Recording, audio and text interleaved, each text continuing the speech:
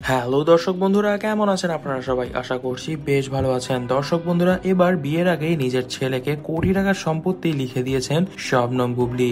বীরকে নিয়ে আবেগে ভাসলেন তার মা শবনম বুবলি। ঢালিউডে যখন চারদিকে প্রেম, বিয়ে, গুজব আর গ্ল্যামারের ঝড় বইছে, ঠিক তখনই কিন্তু এক অসাধারণ কাজ করে সবাইকে চমকে দিয়েছেন শবনম বুবলি।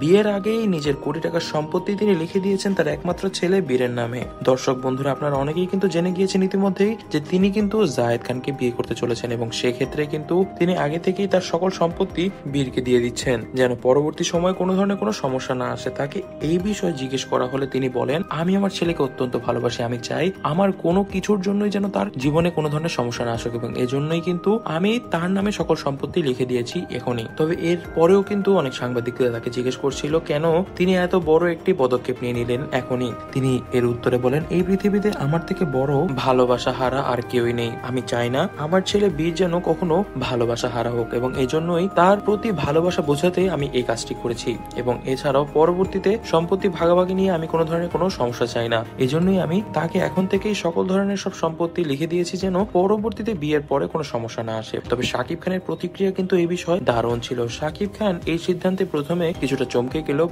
পরবর্তীতে কিন্তু তিনি সন্তুষ্টি প্রকাশ করেছেন এবং বলেছেন, ছেলেকে সম্পত্তি লিখে দিবে এটাই স্বাভাবিক ব্যাপার।